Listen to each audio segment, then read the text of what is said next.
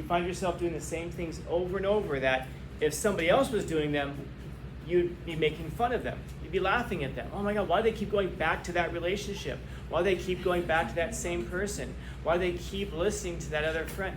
Oh my God, don't they realize that this other person is not really their friend? We can see it really, really well in other people. But it's difficult to see in ourselves. And sometimes it'll just be a matter of like you did something that you know you shouldn't have done. And then it doesn't even like take a person necessarily saying something. But that does make it worse if a person starts to point it out. And so you're right, Epictetus makes a distinction here between a body and a mind, which we talked about last time. And he kind of, this is like,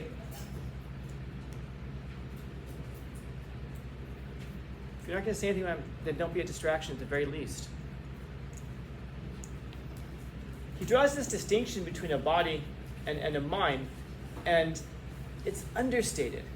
He said you'd be annoyed. You'd be more than annoyed. Think about this. If someone handed your body over to a stranger, he's not just saying like he walks you over to somebody. He's talking about being kidnapped. If you're walking down the street, someone jumps out, throws you down, throws a pillowcase over your head, throws you into a van with no windows, and you don't even get any candy out of it. Wouldn't you be more than just annoyed? That would be like, I'm bothered by this. No, you'd be way more than just annoyed. But he's saying this like it's understated. It's like if you would say, no, I'd be more than just annoyed, that's his point. You would be way more than just annoyed, but no, I'd be severely pissed off. Okay, so then you'd be severely pissed off by that. But aren't you ashamed that you hand over your mind? Like if you hand over if somebody else were to hand over your body, you'd be mad at them for doing it, for kidnapping you. And yet he says you hand over your mind all the time to anyone around for it to be upset and confused. But it's this last part here, if the person insults you. So think about the kinds of insults that we would throw at a person. And it isn't just, what's that? It's not even just a description. Like if someone, like what was it that, one of my classes, yesterday I think it was, I heard someone making fun of one of his friends for being short. He's like, oh, you're short. Like, okay, that's just a description though. It's not, I don't know how much of an insult that is. It's just a description of what he looks like. Now, he could just say, yeah, obviously, look at me, stupid, I'm short. Or he could have, but take it the way he took it, which was, it's obviously meant to be an insult. There are things that are going to be insulting that aren't even meant to be an insult. And then there are things that are meant to be insulting that you don't necessarily have to take to heart. Now, what it is that if you remember from last time we were talking about Epictetus and about the Stoics' main thrust is you can't control the situations that you find yourself in most of the time. You find yourself you were born into the family that you're born into.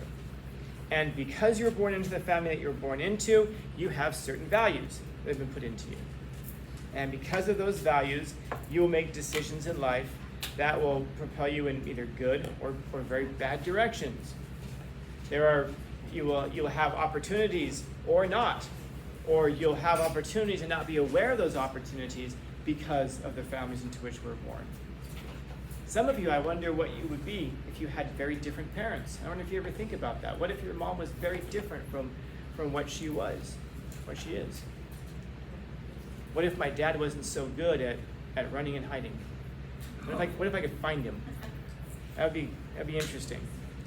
What would your family be like if I don't know, some of you, maybe you had like an uncle who died when you were very little, that if that person had grown up, they would have been an incredible male figure in your life. What if? You can't control any of that.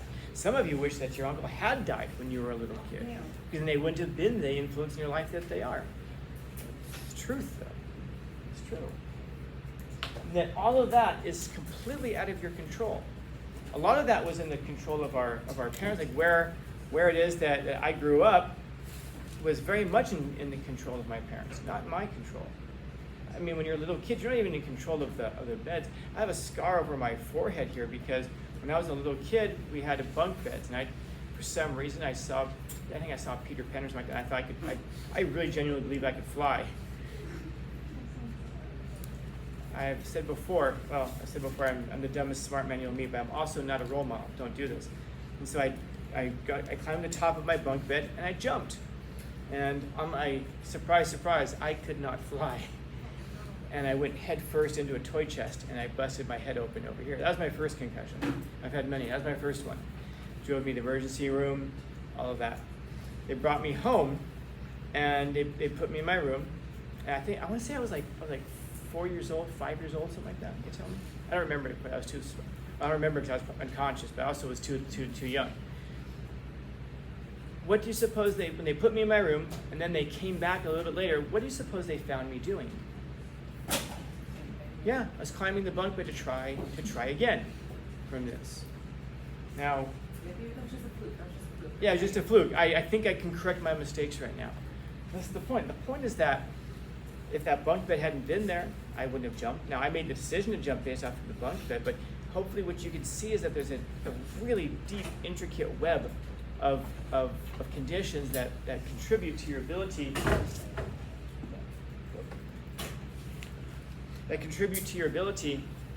to make decisions. But all of those things are out of your control. What's in your control is how you respond within those situations, within those scenarios. You're in the family you're born, and that's just the family you're born into. Now start thinking about some of you, your best friends are your best friends because you were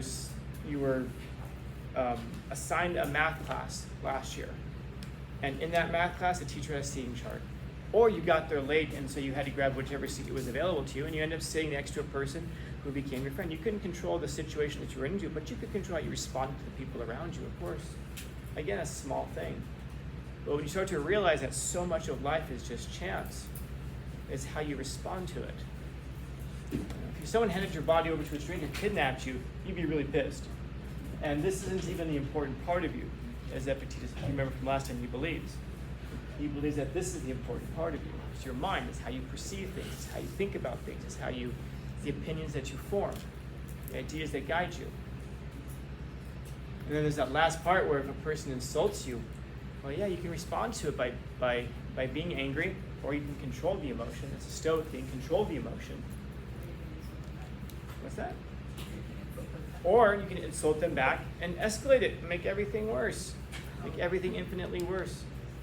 Or you can insult them back and become instant best friends. I don't know. Some of the best friends are really good at, now your best friends are probably the ones who can insult you the most because they know you the best, but you don't take it personally because you choose to see it for what it is. It's just a friendly gesture. So, I think this is probably the longest one of the semester. It's also not the easiest one. It's also one of the more difficult ones. So, questions, comments, concerns, complaints, criticisms, critiques? Okay.